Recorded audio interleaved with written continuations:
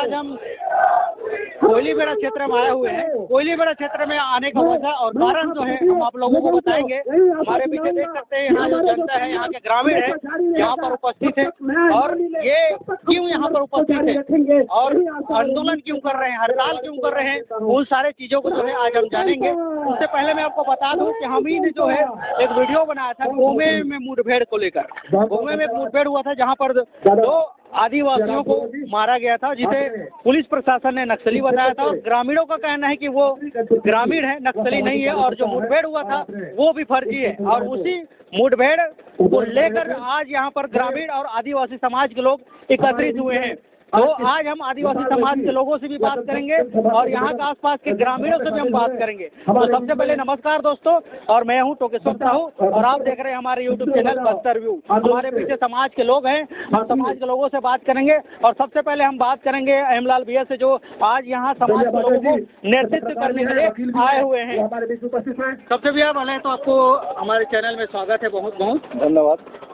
भैया ये बताइए आज आप यहाँ पर क्यों एकत्रित हुए हैं और आपके साथ जो है काफी संख्या में यहाँ के ग्रामीण एकत्रित हुए हैं, कारण क्या है और आप लोग आज यहाँ पर क्या क्या रणनीतियाँ तैयार किए हैं और क्या क्या जो है यहाँ पर आयोजन स्वागत करते हैं। आप सबको बताना चाहता हूँ चैनल के माध्यम से, ये जो कोयलीबेड़ा एरिया है जिसको कोयलीबेड़ा क्षेत्र है जो जिला कांकेर के अंतर्गत ब्लॉक कोयलीबेड़ा क्षेत्र है, जहाँ इस क्षेत्र को हमेशा नक्सली के नाम से जाना जा रहा है।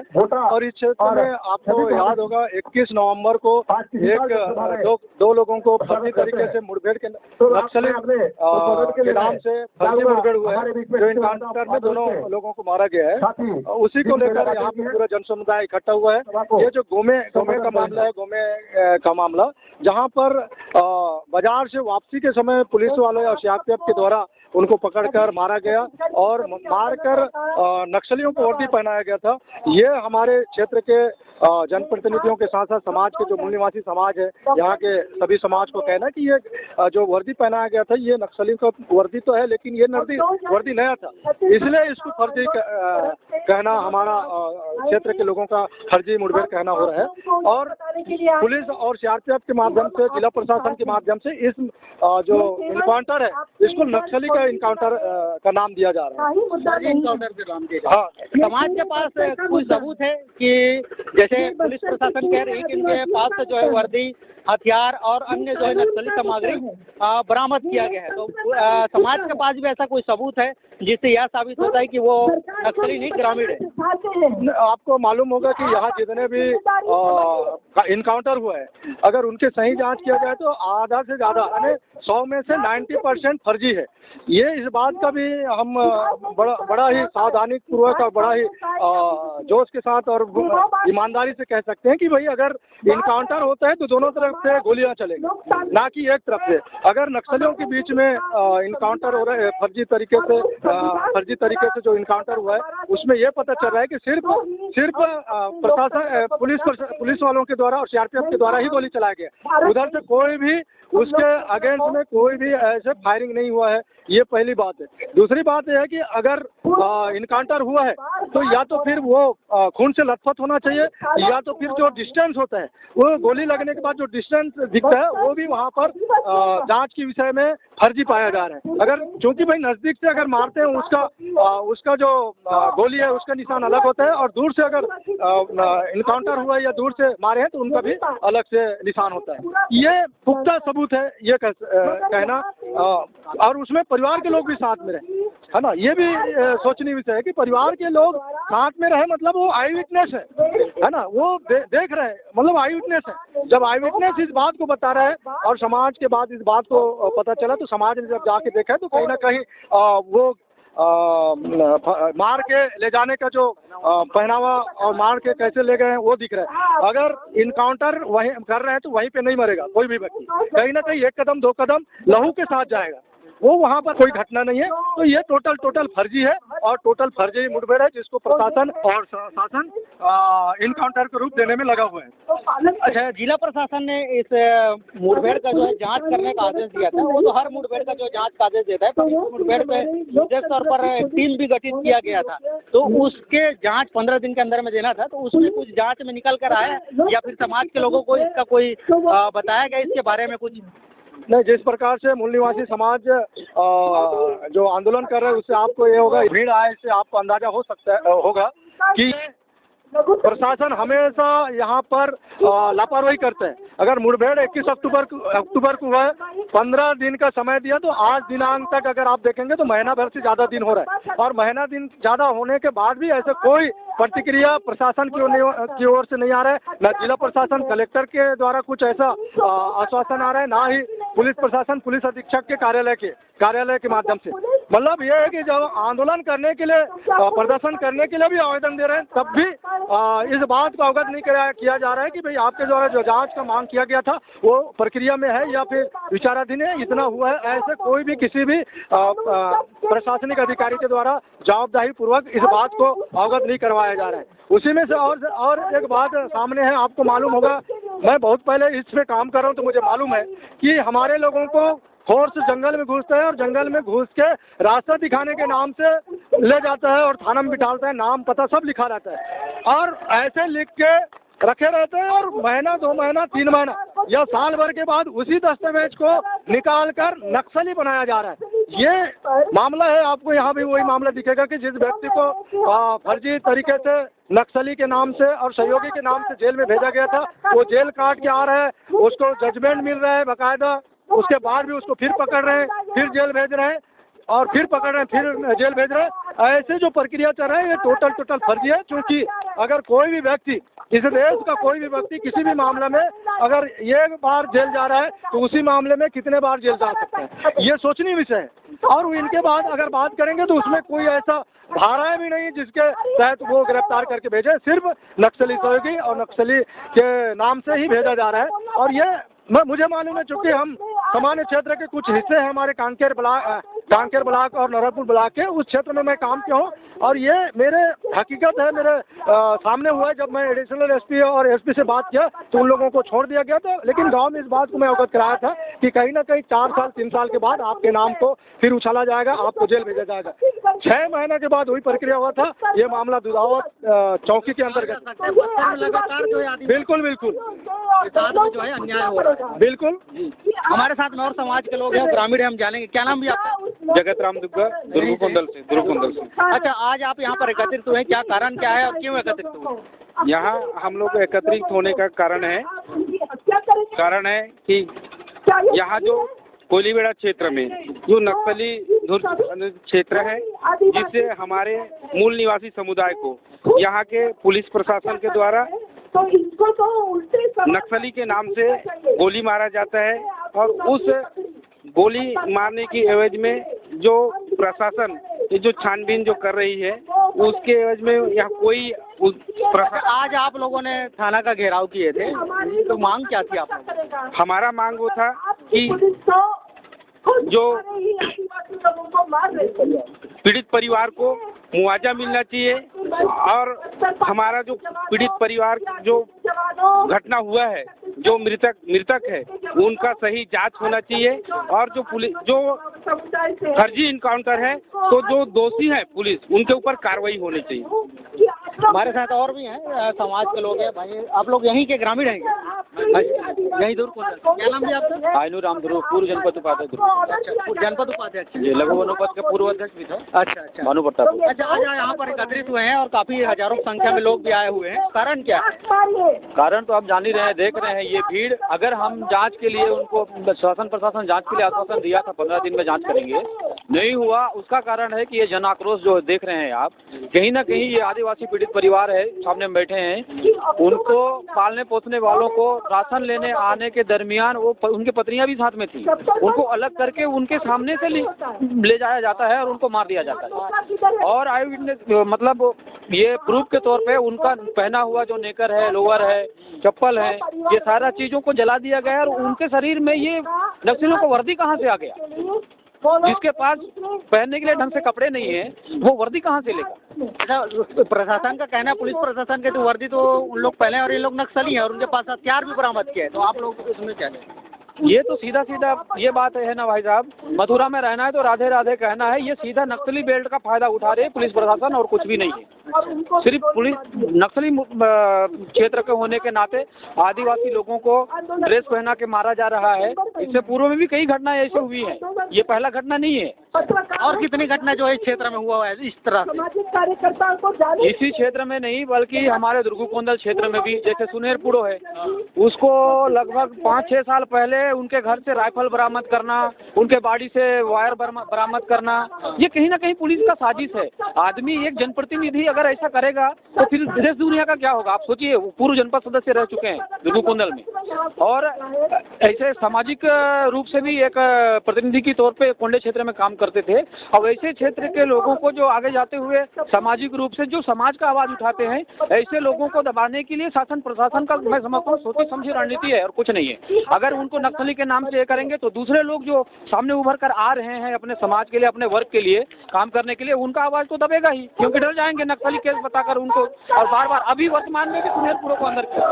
अच्छा, मेरा एक और सवाल है, बस्तर में लगातार आदिवासी आंदोलन कर रहे हैं और ज्यादातर फर्जी मुठभेड़ को लेकर आंदोलन, पर अभी तक इसमें कोई सुनवाई नहीं हो रहा है, तो आगे और आप लोग क्या रणनीति बनाएंगे? देखिए, इसमें हमारे लोग जो है अभी तक अनभिज्ञ थे कि हम कहाँ किस दिशा में जा रहे हैं।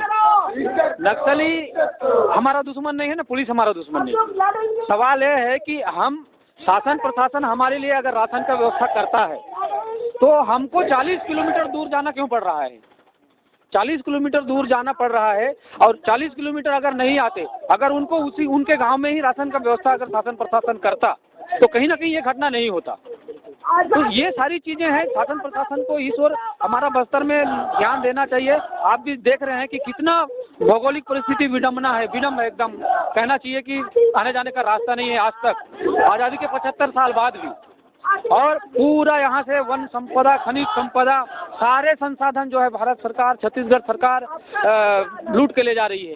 तो यहाँ के लिए विकास होना चाहिए कि नहीं होना चाहिए? हमारे आदिवासी आज भी अपना मूल गोंडी भाषा के अलावा छत्तीसगढ़ी में बात करोगे आप नहीं समझेंगे वो लोग। तो ये परिस्थिति है, इस परिस्थिति से आगे आने के लिए आज हमारा समाज भरपूर प्रयास कर रहा है। और इसीलिए, नहीं तो ऐसा गाँव है आप तो जा भी नहीं पाएंगे, तो उनको सहयोग मदद कौन करेगा? तो इसीलिए हमारा समाज जो ये कोशिश कर रहा है कि उनको हर संभव जो मदद है वो मिले। हमारे साथ और भी भाई हैं, युवा भाई हैं। क्या नाम भाई आपका? मैं विनोद कुमार उगंडी, मैं कोयलीबड़ा क्षेत्र सामाजिक कार्यकर्ता हूँ। अच्छा, आज आप लोग यहाँ एकत्रित हुए हैं, कारण क्या है और क्या आप लोगों की मांगे हैं और क्यों यहाँ पर एकत्रित? सबसे पहले तो आप पत्रकार साथियों को बहुत बहुत धन्यवाद। हम कम साधनों में, हमारे पास ना कोई पेपर है, ना न्यूज पत्रकार है, कोई नहीं है, फिर भी हम अपनी समस्याओं को लेकर लगातार लड़ रहे हैं।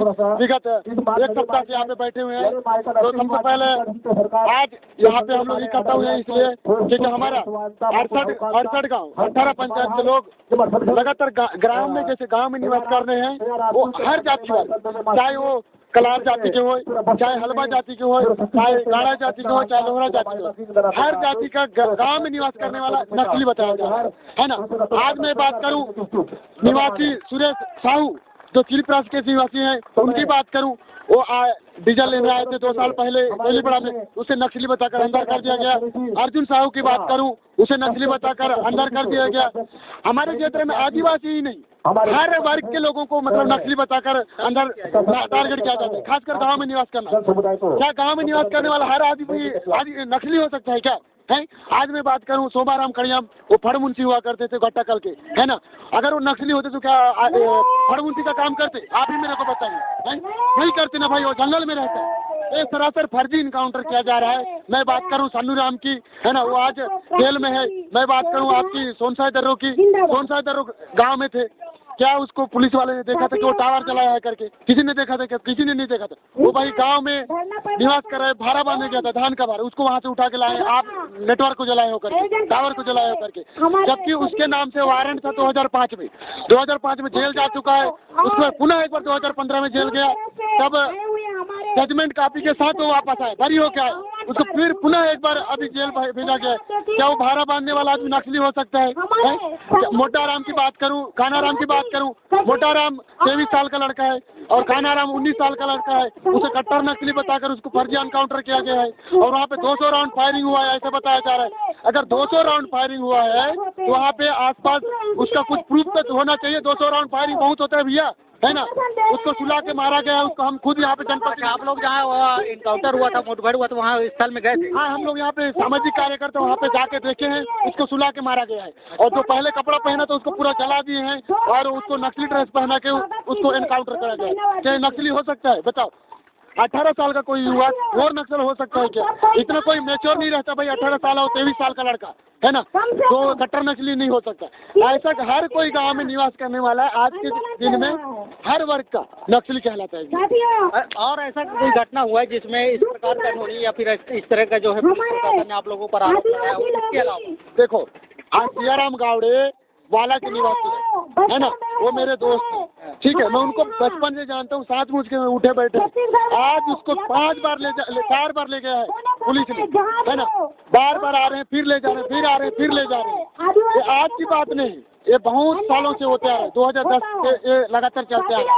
2010-8 उधर बहुत पहले से होते जा रहे हैं। अच्छा, एक बात और है, जैसे यही घटना नहीं, बस्तर में कई ऐसी घटना है जिसको लेकर आदिवासी आंदोलन कर रहे हैं। समाज आदिवासी नहीं और बहुत से वर्ग के लोग जो है इसमें शामिल हैं। तो आज ये जो है आज यहाँ पर देखा गया है, तो उसमें भी देखा जा रहा है कि कोई अभी तक रिजल्ट निकल कर सामने नहीं आया। तो इसमें भी अगर इस प्रकार से रहा, रिजल्ट नहीं निकलता, तो आगे आप लोगों को क्या?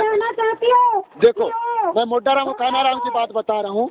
अगर उनको न्याय नहीं मिलता तो हम उग्र आंदोलन करेंगे और उनकी लगातार न्याय की मांग कर रहे हैं। उनके परिवार को 50 लाख रुपए की मुआवजा दिया जाए, साथ ही उनके परिवार को एक नौकरी दिया जाए, एक सदस्य को, साथ ही उनके परिवार को लगातार शासन मुफ्त में शिक्षा दे। और लगातार हम बस्तर में जितने भी ऐसे घटनाएं होती जा रही है उसकी हम घोर निंदा करते हैं और हमारे सारे बस्तर के जितने भी हर समुदाय के इसके लिए लगातार हम आंदोलन करेंगे जब तक हमको न्याय नहीं मिलेगा। आप युवा वर्ग के हो, आंदोलन में रहते हैं, ये आपका क्या नाम? सुखीराम हुसैन। कहाँ से हैं? मैं कोयलीबेड़ा का सरपंच अध्यक्ष हूँ। अच्छा, आज आप लोग यहाँ एकत्रित हुए, मामला क्या है? मामला वही काकनार के लड़के लोग हैं और उनको बाजार आए थे। बाजार आने के बाद उन लोग वहाँ गए, तो किससे सब जो है उन्होंने बताया है। आप लोग यहाँ पर एकत्रित क्यों हुए हैं और आप लोगों की मांगे क्या थी? हम लोग का मांग है कि मतलब पुलिस प्रशासन ऐसा इस क्षेत्र में हमेशा कर रही है तो कम से कम बंद होना चाहिए। या अगर बंद नहीं होगा ना तो आने वाला सब समय में उग्र आंदोलन की होगा। यहाँ नहीं कांकेर भी जा सकते हैं, यहाँ कांकेर नहीं होने से रायपुर भी जा सकते हैं। हाँ, तो ये लगातार आप लोग आंदोलन कर रहे हैं, यही नहीं और कई आंदोलन किए हैं, यहाँ पर भी कोयलीबेड़ में भी किए हैं, पर कारण क्या है कि आप लोगों की सुनवाई नहीं हो पा रहा। यहाँ का मतलब शासन प्रशासन हमने आवेदन दिए, यहाँ का तहसील है, वहाँ चपरासी रहता है, तो चपरासी के बदौलत तहसील चल रहा है, तो कहाँ से मांग पूरा होगा? हम लोग को सुनने वाला कोई नहीं। तो आप लोग प्रशासन पर भी आरोप लगा रहे हैं। यहाँ काम होता है कि नहीं? तो यहाँ पर पुलिस है, यहाँ काम होता तो इतना उग्र आंदोलन करने का जरूरत नहीं पड़ता। आप लोग यहाँ पे देखें कि यहाँ पे पुल पुलिया सड़क और अन्य सुविधाओं, मूलभूत सुविधाओं को लेकर भी कई बार आंदोलन कर चुके हैं, पर अभी तक कुछ सुधार हुआ है? अब नहीं हुआ है अब तक। तो कैसा वैसी है?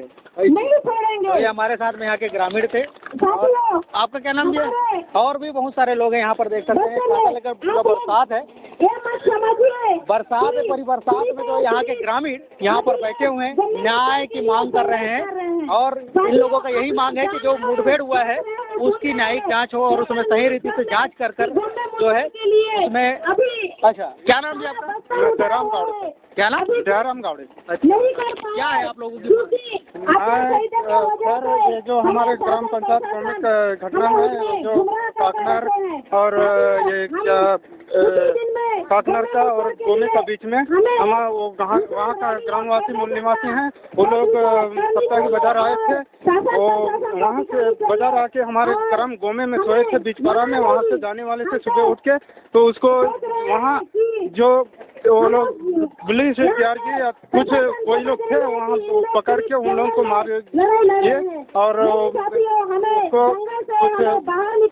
उसका रस वरस पहना के उसको नक्सली बनाए। वो लोग गाँव वासी हैं साहब, हम लोग हकीकत जानते हैं, हमारे गाँव में सोए थे, हमारे साथ में रहे थे वो लोग, तो हम हर हमेशा वो लोग आते थे, वो लोग हर हमेशा हम लोग जानते थे, तो उसको ऐसे नहीं करना था साहब। जो उसको जो किए वो कौन किए। आप वहाँ जो जब घटना हुआ था तो वहाँ साथ में थे? साथ में थे साहब, नहीं साथ में नहीं थे, लेकिन रात में सोए थे हम लोग, और रात में सोए थे, सुबह हमारे गांव से उठ के जाने वाले थे। उधर समय उधर क्या हुआ उसको पता नहीं थे, लेकिन वो जो बोल रहे थे उसका जो साथी में थे वो लोग, उसका माँ, उसका कोई लोग थे, तो पुलिस लोग पकड़ के मारे ये करके बोले हमको। तो हम लोग वहाँ से जाँच के लिए आए, यहाँ थाना में व्हाट्सएप में देखे, फोन में देखे और उसका जानकारी लिया हम लोग, और उसको बताया कि तुम्हारे लड़के लोग हैं, कौन है इसको देखो बोले हम लोग। तो हमारे लड़के लोग हैं जो ये लोग हैं, हम ये नक्सली लोग हैं। ये बताइए जैसे जो मारे गए हैं उनका घर कैसा है, और वो तो हम लोग गए थे वहाँ पर कवर करने के लिए, पर उनकी अभी स्थिति क्या है, आर्थिक स्थिति हो या फिर और अन्य चीज़ों पर लेकर हो, कैसा उनका दिनचर्या जाता है? अभी तो सर उसका कोई कमाने वाला नहीं है, कुछ देखने वाले नहीं है, अभी थोड़ा जैसे वैसे ही चलता है, थोड़ा कम वैसे ही चलता है। अभी देखने क्या क्या खेती करते हैं, क्या उन लोग का तो वही ऊपर में क्या बोलते हैं वो पेंदा काटते हैं, गोहूँ बनाते हैं, खेत वेत तो उतना नहीं बनाते हैं, लेकिन अभी सुझाव नहीं हुआ है उन लोग को, पहले से ज़्यादा पीड़ित वही होते आ रहे थे, आए हैं अभी तक। अच्छा, तो आप लोग क्या खाते हैं फिर, क्या हमारे उतना बड़ा पहाड़ में रहते हैं, जंगल में रहते हैं, क्या करते हैं? उसमें तो रहते हैं वो कुटकी चावल बनाते हैं साहब, और उसमें हमारा वो बहुत सी चलाते हैं हम लोग, करते हैं, जिंदगी होता है वही सब। जी जी। और जो मारे गए उन लोग भी यही सब? हाँ वही सब करते हैं। ग्रामीणों को कहना है कि वो खेती किसानी का काम करते थे, और ज़्यादातर जो है वहाँ के लोग सब जो है आम किसान। देखो यहाँ पर जो है बारिश हो रही है, बारिश के चलते भी यहाँ पर लोग ग्रामीण हाथों में पट्टियाँ हैं, और उनका क्या करना है कि न्याय होना चाहिए। नमस्कार।